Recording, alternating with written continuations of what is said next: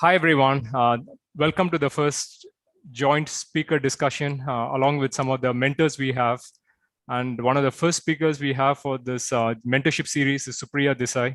Supriya is a friend of mine, and she works as a senior director for Sumologic. And she's had a very interesting experience in terms of working in top-notch companies. She has worked in companies like Trinet. She has worked in Avaya, Cisco, supporting the finance organization. She has also worked as a director and a HR partner at Walmart. And she currently works as a senior director for Sumologic for their worldwide operations, especially in product and engineering. She has studied in the Tata Institute of Social Sciences, and she has certifications from Berkeley, and she has an undergrad major in psychology. So very interesting background. And I think just based on a passion for working with students, also talking about skills, I think she's probably going to be a great person to have for today's conversation. Supriya, any words from you before we jump into some questions which students want to ask you? No, just that it's Friday late night at my end in California. So if I don't seem the most enthusiastic and lively, please pardon me for that. Awesome. We will keep these questions quick and coming, Supriya, so that you can take a shot at answering them. Sure. So students may join through YouTube or through this channel. I've given them an option. So some of them are not comfortable on Zoom, could join us on YouTube and ask questions. So let me begin asking you some questions, and then maybe you can jump into some more deeper dive in terms of what you think about the entire skill discussion around where we need to be. So the first question we have is it required to have a computer science degree to get into tech jobs in tech companies? Yeah, that's a interesting question. The short of it is no. Okay, the short answer will be no, but there is a long answer to it. Why do companies require a degree? It is largely to be a proxy or a gatekeeping for skill assessment, right? Look at it for a second from a company's standpoint. If you don't have a degree or a CS degree or any kind of a relevant degree to whatever job you're applying, how is the company going to assess you? They at their end then need to develop an extremely sophisticated assessment mechanism. And guess what? Most companies don't have that. So most companies do not have a fantastic way of assessing skills really, really well. And then your degree becomes the first proxy for assuming that you come with a certain base level skill that they then don't have to assess you for. They kind of assume it's a given. So to that extent, companies do require a degree, a relevant degree like a CS if you want a coding job. But truly to get the job done, the answer is no, they don't really need a CS degree. Now, if I were to say no, they don't need a CS degree, then what do they need? They basically need skills. And if you do not have a CS degree, then in a way, the burden is upon you to demonstrate how you have those skills in lieu of a degree. Many big companies now with big names like Google, for example, which have swung to the other end of the extreme. They started out with wanting the best degrees from the topmost universities of the world. They wouldn't settle for anything else, but now they have completely relaxed that requirement and they do not need any kind of a degree to hire within tech. They have removed that barrier completely because they have now developed their own assessment in a way that they feel confident enough that they can assess for skills and do not need that proxy of a degree. But is every company out there at that level? No. So if you really want to try and look for a job without a degree, you may have to do some research first, that which are these companies who are comfortable hiring purely on basis of skill sets versus degrees. But yes, the world of work has or is starting to open up with respect to degrees.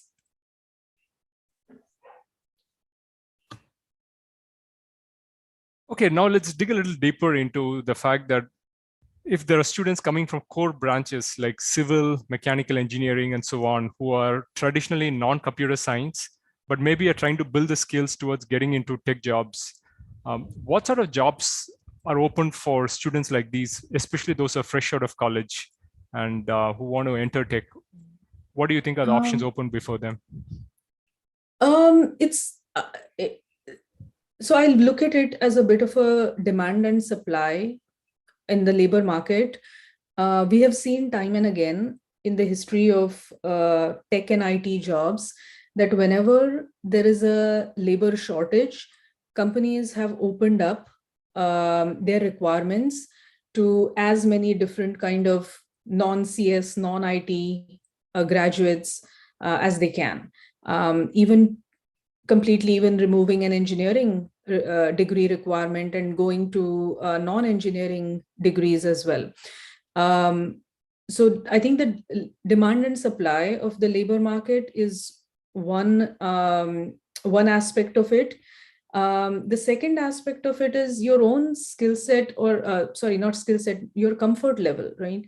If your degree is in a computer science related area, another stream within engineering, and you want to get into tech, I think the first thing one may want to do is step back and ask oneself why. And there may be a good reason, or there may not be a great reason. The best reason, if you explore within yourself and find that it is passion, you love it, you have on the side been already taking some extra classes on coding, you've been self-teaching yourself, or you've been taking some additional self-study or classes, or in some way you have been developing yourself because you're passionate about it, then I think that's the best case scenario, because then that tells me that you will be in it for the long haul and you will do what it takes to get yourself into the tech world.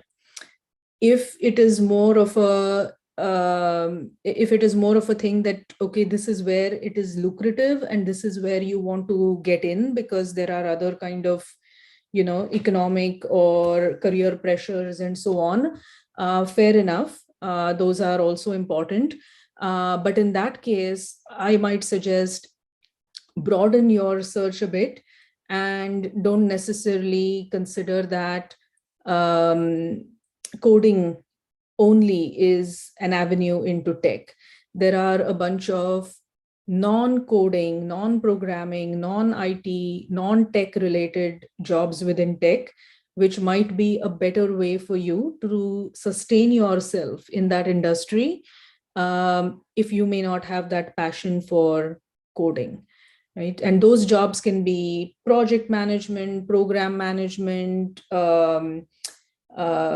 even data analysis, data science. There are aspects of marketing within technology without an MBA. There are a bunch of things that you can look at within tech, which may not really have to do with computer science and coding. Thanks, Supriya. That's very helpful. And I totally agree with you that there are so many program management jobs available in the tech sector. There's such a dearth of people interested in these jobs. So I wish there was a way to funnel some of the undergrad students towards jobs in program management. If you just want to begin from there, and then you can explore options in, say, sales and marketing, or if you want to get into business development. There are a lot of Indian startup companies which are also beginning to hire people straight from undergrad, and not necessarily wait for them to get their MBA before they get into tech. So just interesting here, your points of view. Yeah. And unfortunately, there is a, sorry, go on. Sorry, Supriya, go forward, please. No, I was just saying that unfortunately, there is a bit of a barrier or a curtain between the world of work as it is and the world of education. And while one is pursuing their degree, all kinds of jobs which are out there are just not visible and seen. And the more one familiarizes oneself with the kind of jobs early on, the more one might be able to develop themselves in that direction.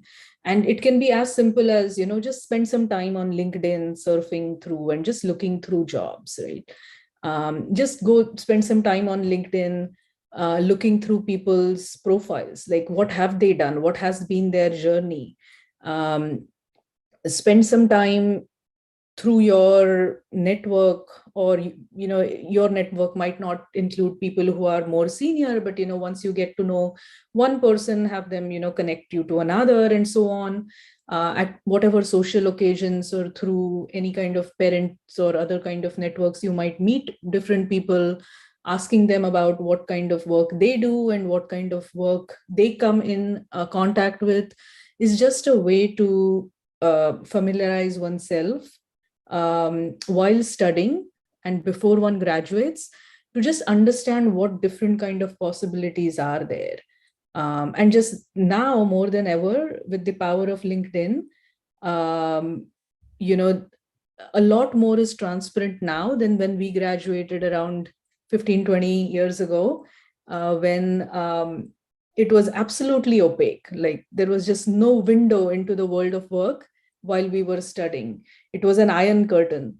Now I think it's still, because of the internet, opened up a lot more. There is a feeling among students, especially from the core branches, that if you really want to get into good jobs in the tech sector, you need to have an MBA degree to get into that space. Any thoughts on that?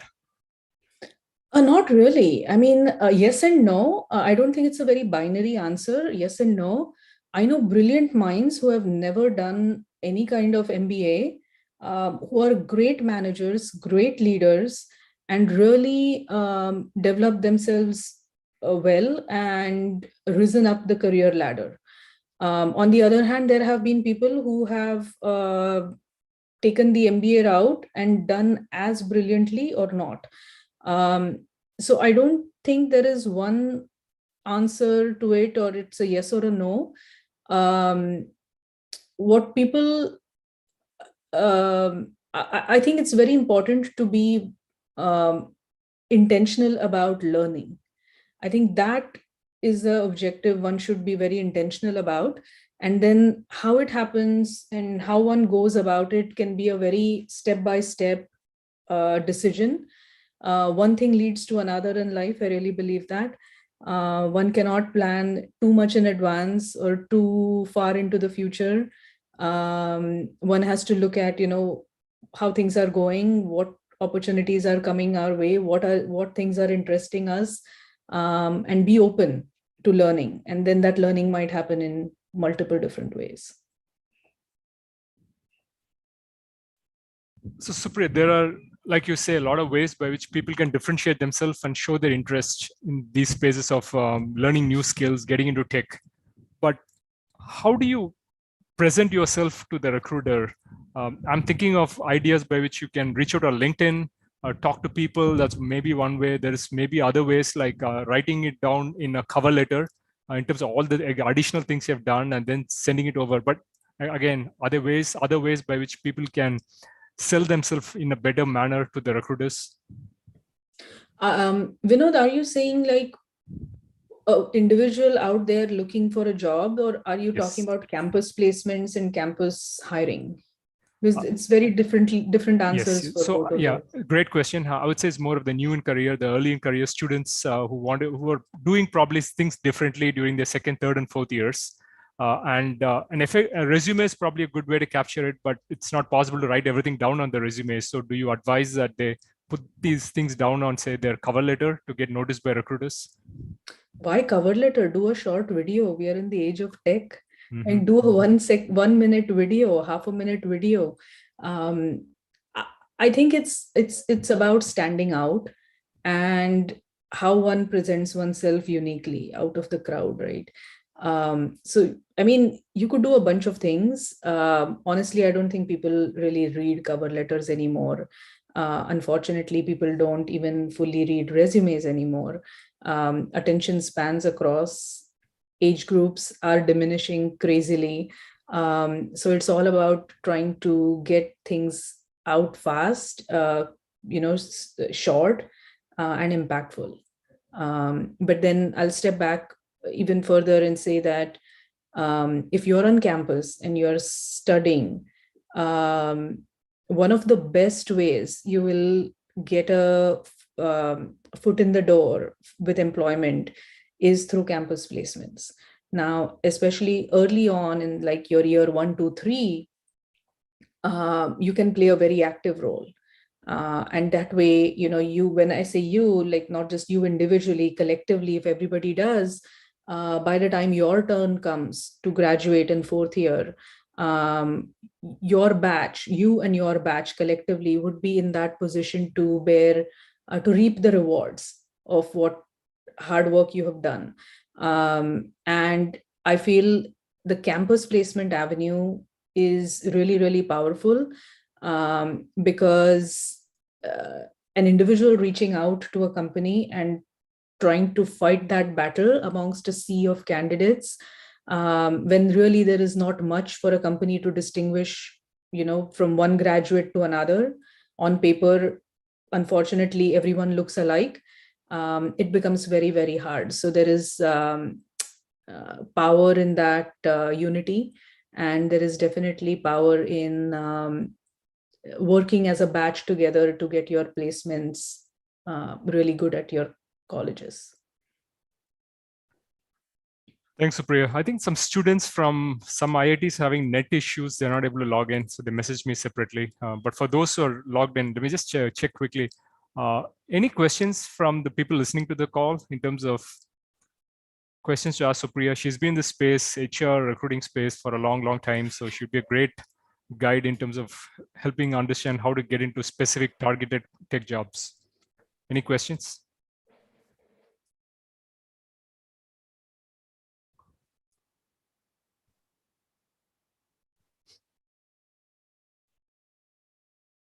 Hello. Yes, please. I'm Aditya from IIT Tirupati. I have a question that I'm currently a civil engineer. I would also like to pursue a career in SCM. So SCM, supply chain management. So what and all skills should I be focusing on apart from? Yeah, hey Aditya, nice to hear from you. That is a very interesting question. Actually, your question brings to my mind a friend's career path, who actually went through a similar kind of a journey, and I'll tell you what he has done. Not to say that that's the only path, or not to say that you should do that, but that's one interesting path he took.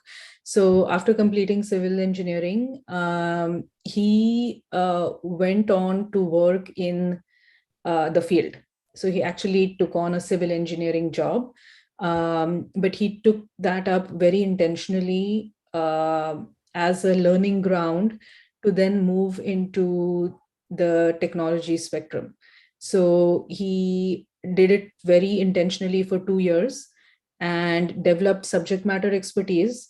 And as you said, you were interested in supply chain management. He went into the ERP area, so SAP to be precise, and functional consulting within that, and used his subject matter expertise from the 2 years of the job towards the functional expertise. And now he is in a big tech consulting company, and his work is entirely within SAP, completely tech, but on the functional side, consulting, and he consults for some very large companies as well.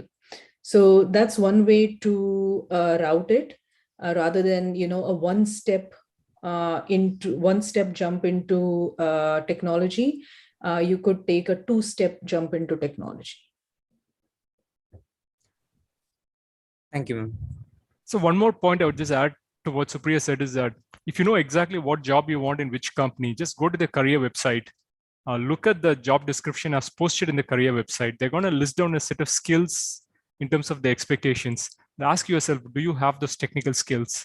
And if you don't have a technical skills, then try to map how you can get to where you need to be over the next 2-3 years and work towards it. So even if you take a full-time job in a different domain, right, you can begin to pick up those skills, which will get you a foothold in an entry-level job in the actual space you want to work in. It might happen very quickly within 6 months to a year if you're very good in learning new skills, or it could happen over 2-3 years. But ultimately, the switch will happen if you know exactly what to target. Thank you, Vinod, for your inputs. Yep. Supriya, this is an interesting question. So again, there's some mechanical engineering students asking me these questions. So what are some of the job profiles after core branches that give the highest compensation and better career opportunities, like becoming a VP in 4 or 5 years once you get a job? What sort of Sorry, job say profile again? should you look at? What sort of Sorry, job I didn't understand. Sorry, what Start sort of, from beginning. I didn't understand the question. what are some of the job profiles after doing a core specialization like mechanical or civil that will guarantee the highest possible compensation and the best possible opportunities in the future? Oh, okay. And I heard some word VP over there also. Yeah, and that explained it further by saying, like, I want to become a VP within 4 or 5 years. Where is that possible? Please, you may want to take a shot at it, but I have some thoughts too. Yeah, I have some. So I have some feelings towards it. Okay, so I would greatly encourage anyone to look at your career not as titles and steps, but as just a path and learning and taking things a bit as they come. I mentioned this earlier also, and this is sort of, learning over the years that one gathers and just experiences that one gathers, that um, one may not be able to plan to the last detail, to the last, to the nth number of year in life, in career and life. So keeping that level of openness is very, very helpful. Not only helpful for one's own peace of mind, but also for one's, mental health and sanity and all the good things that come with it. But yes, I do understand, and I do remember going back or myself to the time one is in college and feels like, okay, how do I get there? And I know I have this staring rush to go out and conquer the world. So that is much admired. And that spirit one must definitely keep, but be very careful to balance that with some of the challenges that the same the same drive in an overdrive can create, if I'm making sense. So anyways, coming back to your question, trying to target to be a VP might not be the best way to target, but trying to target where I can make the most money is a fairly it's fairly possible. You can kind of be very analytical about that and decide that, okay, here are the 5-6 things that make the most money, and then take a step back. Okay, here are the skills that these things need, and here is how I'm going to make obtain those skills. I will get into that field. Once I'm in that field, I will work hard and I will make smart moves. It will lead me to the next step and the next step and the next step, and whatever that next step is, could be a VP, could be whatever, and it can give commensurate financial returns, no doubt about that. So what are some of those hot areas which will give you great financial returns right now? Data science, ML, AI, in general, any kind of software development skills, all are good places to start with. So if you said you are from a mechanical background, and then these are unfortunately not any of the fields that a mechanical engineering degree naturally leans towards, then perhaps an avenue is to get these skills elsewhere. But if you want to stick to mechanical, then perhaps you might want to look at the top firms that hires mechanical engineers. And I don't know them at the top of my head, but some of the biggest names in the industry who hire mechanical engineers, many of them will have what is called as a leadership program.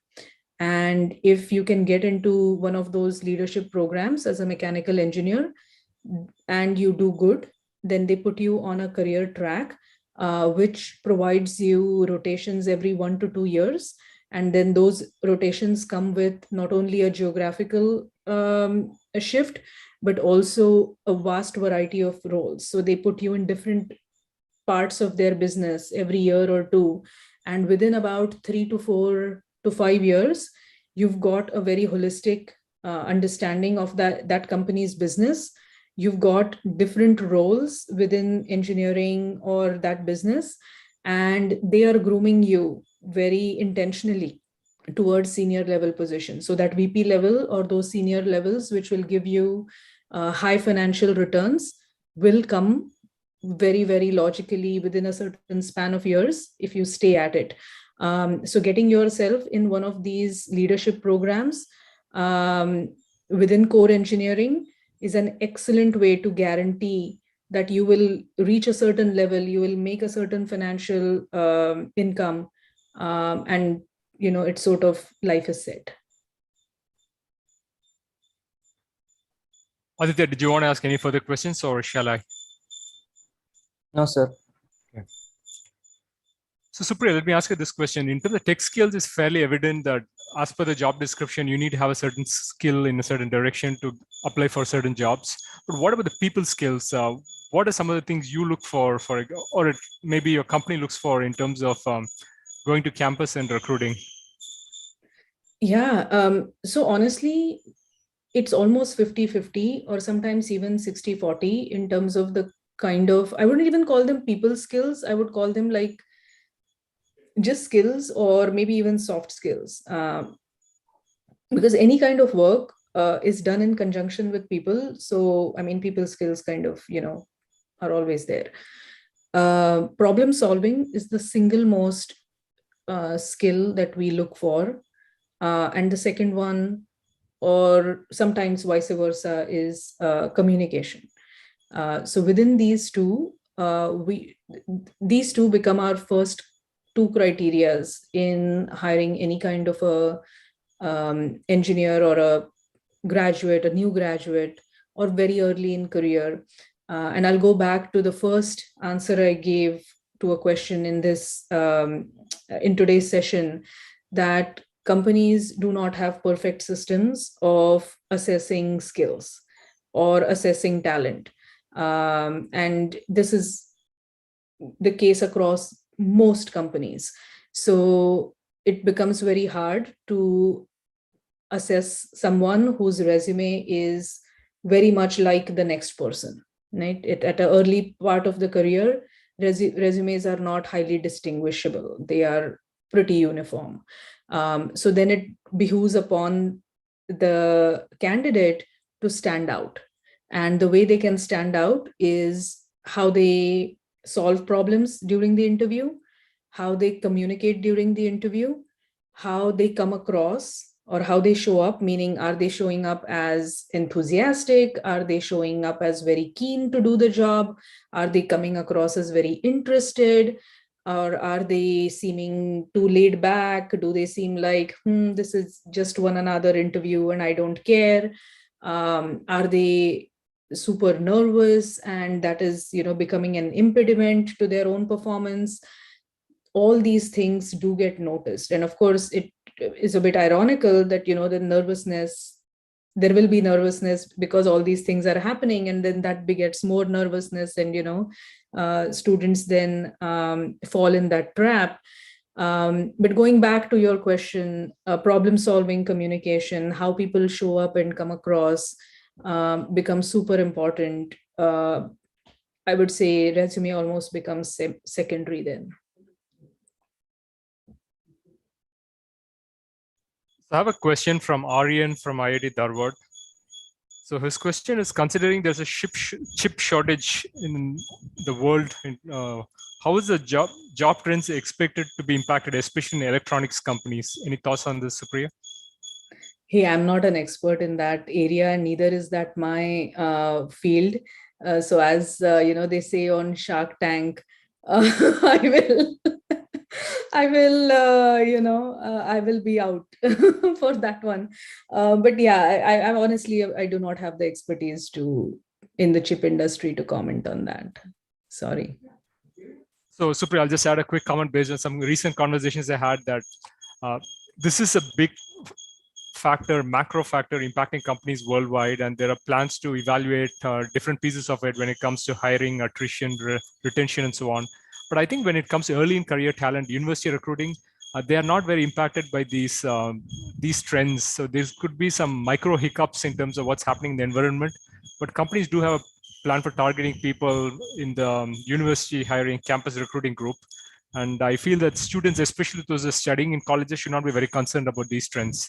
It's more about people who are mid-career, who are very senior roles, who should be asking these questions.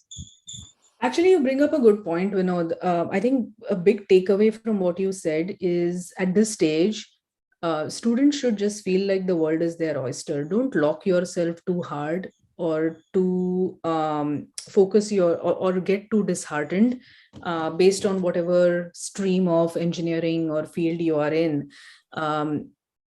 Your skill set and your skill set is so fungible at this stage, and your adaptability is so high that really it is upon you how you navigate in from one industry to another. I would say for the first 3 to 5 years, you have immense possibility of change, like any kind of change. As Vinod said, right, as we get deeper and deeper and develop our skill set and go deep into industry or a particular functional area, it becomes very hard to then switch. But yeah, don't be disheartened, or don't really feel bogged down by all these things which are going on. You can be very adaptable, and there can be a lot of things which can open up for you. I see Yusuf has joined the call. Any questions from your end, Yusuf? Hello. Hi, ma'am. Good morning. Hi, sir. Good morning. Yes, Hello, Yusuf. good morning. Yes, ma'am. So I had one question that since I'm also planning to I'm currently pursuing my core mechanical, like final year I'm in, and I'm planning to switch my career in business domains. So I just wanted to know that is there any kind of negative consequences that I can have, because since I'm planning to switch completely from one field to another. So is there anything that I should keep it as something that I should do, that okay, for this after 4 to 5 years I should not face any problem, that okay, you did mechanical then you switch to another domain. So I just want to know, want to get a brief insight. Yeah, so just so I understand clearly, are you switching before you complete your degree? So you started out in one degree and now you're going to graduate with another degree. Is that what you're saying? No, ma'am. I will graduate only from BTech Mechanical, and after that, I will do a master's in management or MBA in future. Okay. So what is the switch you're referring to? Ma'am, like completely different, right? From core mechanical now to business domain. So my mechanical degree will not be that useful in later years, right? Doesn't matter. That's Yes, not ma'am. a switch. That's not a switch. That's a career progression, right? You have any degree. Like my degree is in psychology. Someone else's Yes, degree is ma'am. in mathematics, right? Somebody else's degree is in engineering, and then they go on and do an MBA. Yes, ma'am. Even a MBBS. Somebody is a doctor. I know someone who's a doctor, and they went on and did an MBA, and they're very successful at what they do right now. So your bachelor's degree is a foundational degree. It is giving you certain basic skills in a particular functional area. Then you progress from there and you broaden out into the world of business. And rather than being a functional expert, you're now trying to become a business expert. And that is the progression towards an MBA. So it's not a career switch. I don't consider it a career switch. Nobody in the industry, I think, considers it a career switch. And it's definitely not held against people at all. Like I've never heard of it being held against people that, hey, you did a core engineering degree and why now you are an MBA, so therefore you are less valuable, or it's a problem. Not at all. It's only adding more value to you. It's career progression. And then with that MBA, what you do is you're just broadening up industries, you're broadening up the kind of functional areas you can work with. So it's goodness all over. I don't see it as a problem. And if I'm missing something or not understanding it clearly, please feel free to add more details, but maybe I've missed something there. Hmm. No, exactly. This is what I wanted to hear, because I thought that I'm wasting my degree. That was the only thing I heard in that. No. So, No. yeah. By that logic, only people who did BBA should be eligible to do MBA. Everybody else would have wasted their degree, right? And that is just not true. Just purely from a thought diversity standpoint, if in an MBA class there are only BBAs coming in, it will be an extremely boring MBA class. I will assure you of that. In an ideal MBA class, I want people, someone who's coming from liberal arts, someone who is coming from engineering, someone who is coming from tech, someone who's coming from, even like health and medicine. That's the whole value of an MBA. The more diverse your class background is, the more successful that entire cohort as an MBA will be. Yes, ma'am. One more question I had. Like, this is my friend's question. Like we were discussing like few days ago. So he is the one who's planning to get a very core job, exactly, because he loves mechanical. But the problem is that he's lacking some kind of guidance in preparing interviews, because in our college it is mostly CS oriented. Like everything happens only for CSE students. So he had two doubts. One is that should I pursue MS or MTech in mechanical from India, or I should pursue MS from like mechanical in foreign, because he came to know that okay, even if he does MS from foreign, he can get a decent package or not, or how will he be able to live there, or something, some kind of thoughts he has in mind. So what do you suggest? Like, should he do MTech it from India and get a good package? So what I heard from you is he's very passionate about mechanical, right? He loves that Yes, area and he wants to stay in it and he wants to succeed in it. As I said before, then his goal should be to get a job at a very big, good engineering firm, like a core engineering firm. yes, And if that is not happening through your campus, and if unfortunately that doesn't happen for him through anywhere at all, because he's so passionate about mechanical, I would say rather than just settling in for another CS job or IT or a tech job where his heart is not in it, he should do a next level MS or some kind of a master's within his core function. Now the next question is, where should he do it from? Should he do it from India or abroad? Either is fine, but the main criteria that he should have is where is the track record for a great placement in core engineering companies.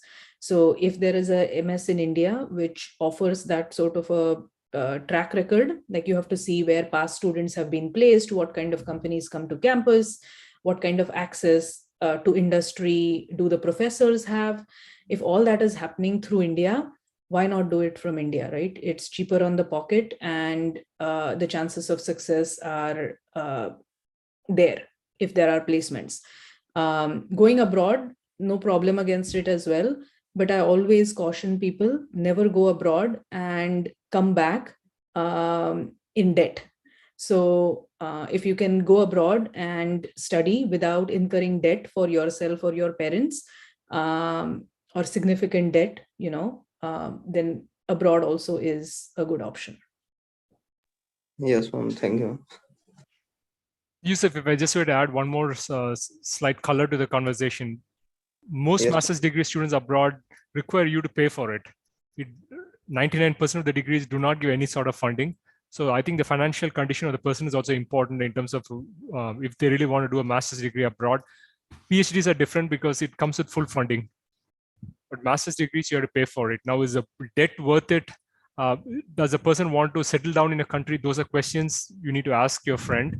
The other thing to keep in mind is also that if you work in Indian companies, it's very possible that they relocate you back to some of their home countries. Like I know friends in Mercedes-Benz who are right now working in Germany in very good jobs. So it's possible for you to get into different companies after a couple of years of work experience in their India operations. So the world is changing very quickly. You don't need to be in the country to get a job. You can also be in the Indian subsidiary and get relocated later.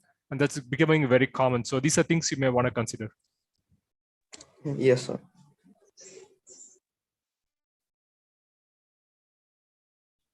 So I think we are close to the finish, Supriya. So anybody has any further questions? If not, I'll pass it back to Supriya for her last thoughts. Yes, sir. I'm pretty done, sir. Okay. Yes. Thanks, Yusuf. And Yeah, thanks for thanks a also lot, for ma'am. asking the question for your friend. You're a very good friend. Yes, ma'am. Actually, like he, as sir also said, I do not see that he comes from a definitely strong financial background. But the problem is that in our college, like mechanical is the only stream where we are not getting placements. So like most of the times we have a conversation, he says that he wants to get a good job. So last time also he said that he's planning to go for MS in Australia because he read an article. After that, he said that he can switch even to Germany. So he's like distracted too much because he cannot focus. But his resume is excellent, ma'am. Like he has done a lot of projects, a lot of companies, but still he has not got an internship. So like he was in this kind of dilemma from throughout. So I thought I would ask this question. So now I will tell him after this call. Thank you. Thank you. Yusuf, connect to me separately. I have probably some pointers for your friend. If you can share their resume, Yes, sir, and that would be give them great. tips on how to approach the internship process. Yes, yes. Any words from you, Supriya, before we wind up this conversation? Just a little bit that, hey, thank you so much for inviting me. Such a pleasure talking to emerging talent.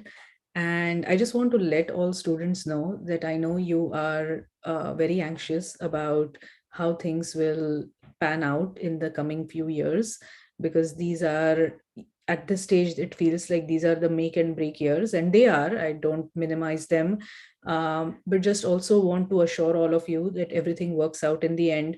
And after a few years you will look back and you will feel like, oh, this was a great phase of my life and it's all good.